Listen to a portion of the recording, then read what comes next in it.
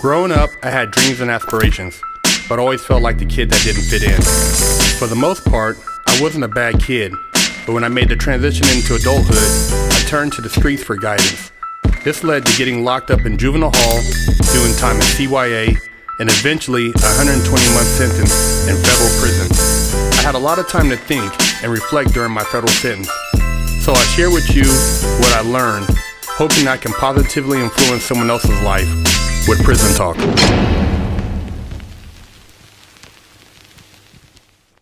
What up? Big Herc 916, getting down with Fresh Out. Make sure you hit that subscribe button, hit that like button, share the channel, represent, and go pick up a bar of that soap so you can wash that ass at freshoutseries.com. Had a few people asking me, what do I think will happen with Sam Bankman Fried when he gets to prison? SBK, the guy who's looking at 110 years for securities fraud, mail fraud, wire fraud.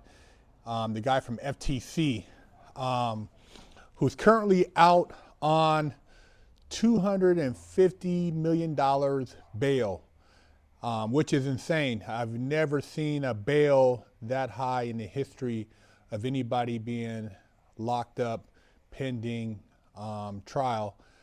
They said Bernie Madoff's bail was $10 million, and I can't remember what Michael Milken's bail was, but Sam Bankman Fried, he said that he had ADD and he was a vegan, so he wanted to get out of jail. He wanted to be at home. So somehow his parents put up whatever the percentage is. It's roughly probably 10%, 25 million.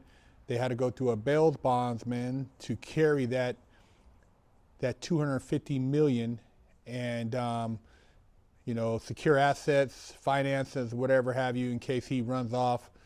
They are on lam for that 250 million.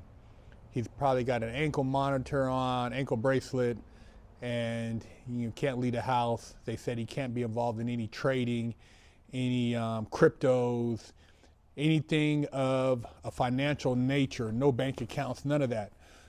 But him going to prison, nonviolent, white collar, well connected, obviously if he was able to get out with this type of case, he's most likely going to be at a federal camp. They possibly might start him off at a low, which is pretty much, non-violent guys. And then at a low, his points would drop after 18 months. He would go to a camp. You got guys who have been at camps for 10 years, 15 years, camps, federal camps are wide open. There's no fences. You got 100 some inmates. You got one guard. Some of the inmates have access to motor vehicles, driving. If it's on a farm, they might drive a tractor, might drive a milk truck. They might drive other inmates to and from town when they're getting released.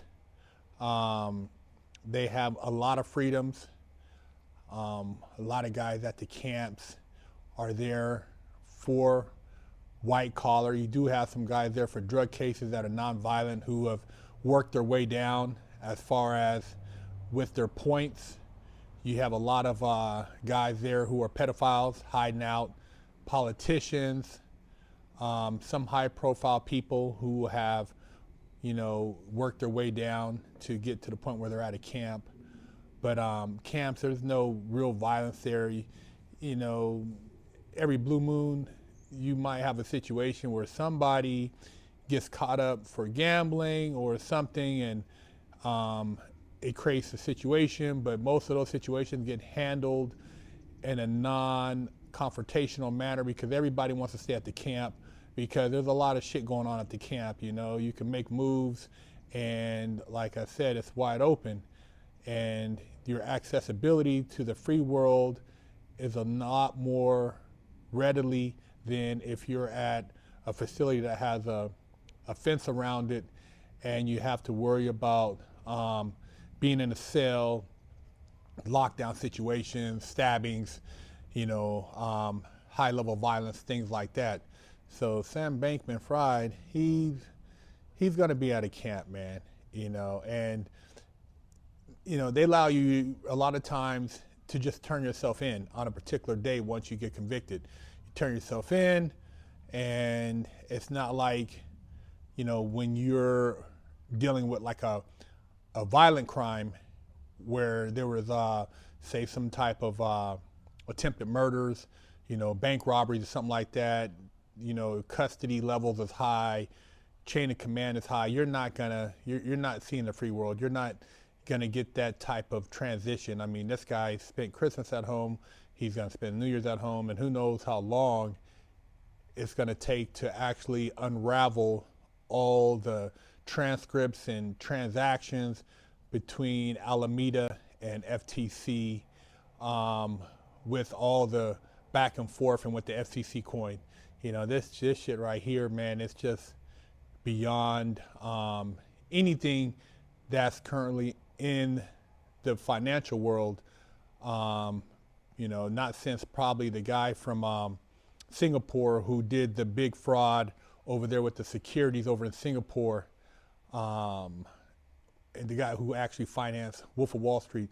Leave a comment in the comment section. I'm talking about. It's the Asian guy who was partying with Leonardo DiCaprio and everybody, who financed the Martin Scorsese Wolf of Wall Street movie.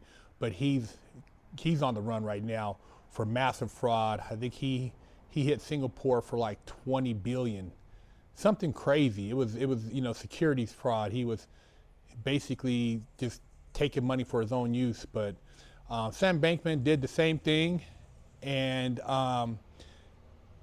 financed his lifestyle. They said they bought over $250 million worth of real estate in the Bahamas. His company was offshore located, so that way for tax purposes and other things, unregulated. And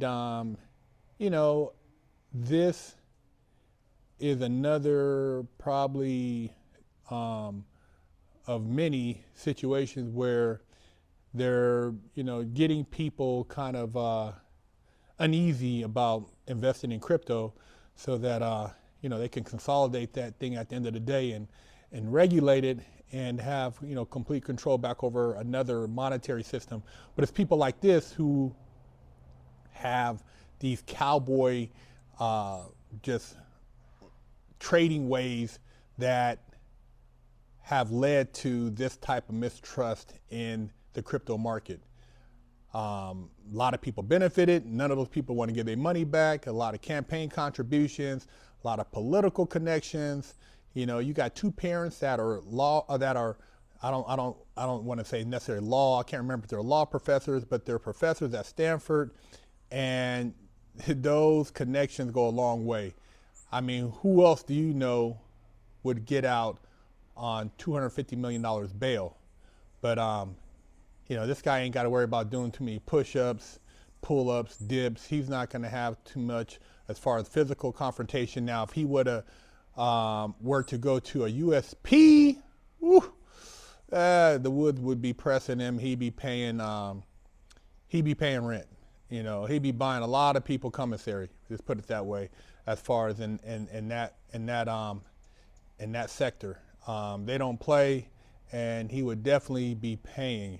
But I don't see him going to a USP where he has to, shave his head and try to be hard.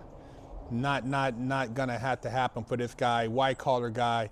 They'll keep him in an area where he's pretty much dealing with other white collar guys who've never been in a fist fight. And if he wants to do push-ups, it'll be because he wants to do them. It's not because he has mandatory yard or he has to get his physical up. But he'll get his little. They got a little culture diet in there, so he'll get his little vegetables and stuff like that, and he'll have to follow some rules, and he'll most likely be one of those individuals in there playing the same game everybody else is playing at the camps, which a lot of guys in there are telling. So the guys who are solid pretty much lay low because there's kites being dropped every night at a camp by these guys who are just the goody two shoes up in there. And that's the federal camps. That's how they get down. I never made it down there, but I have friends who have been to camps, and it's a roller coaster. You know, they usually don't last there too long because of all the snitching going on amongst the fellow inmates. But yeah, Sam Bankman, he'll be at a camp for sure.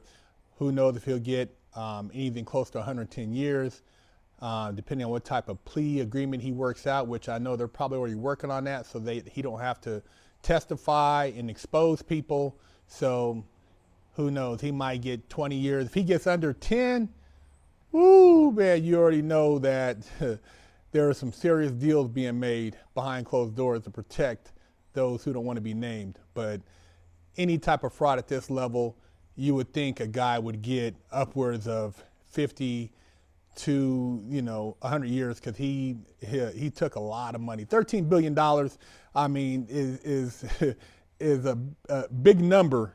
But when you put, like I said, you got a bank robber who robs for maybe 100,000 to $1 million, and there's some violence involved, he's going to get 20 to life. So it's totally different because of violence. But non-violence, swindling, you can get away with it. There was a guy that I had heard about where I was at Lompoc USP back in 2000. They gave him a year for every million that he laundered for a particular cartel. So they said it was close to 100, so they gave him, from what I understand, 100 years. I don't know if the guy ever got out. He was a pretty smart guy. He stayed in the law library, but that's the type of shit the government does to people that they want to teach a lesson who don't tell. But yeah, man, a year for every million that was laundered. So Sam Bankman, put that in the perspective of his case, which he helped 13 billion disappear. Big Herc 916, getting down fresh out.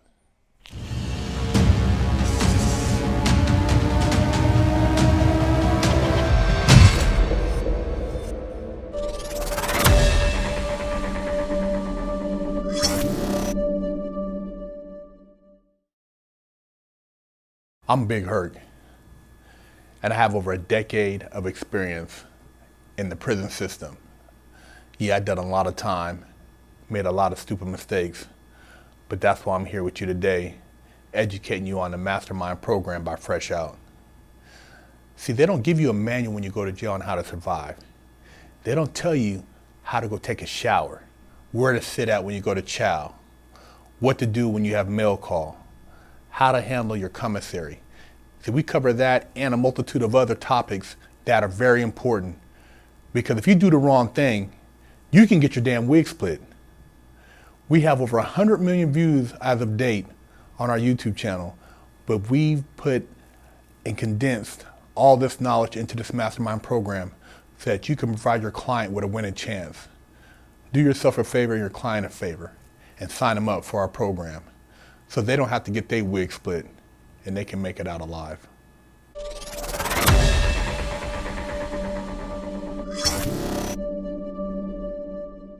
Stop walking around with a crusty butt, smelly ball sack, and a funky hoo-ha. Big Herc said, wash that ass.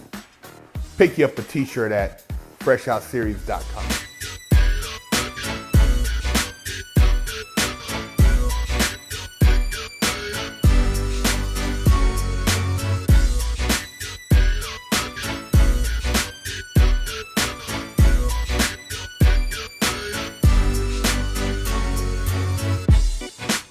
Lockdown's over.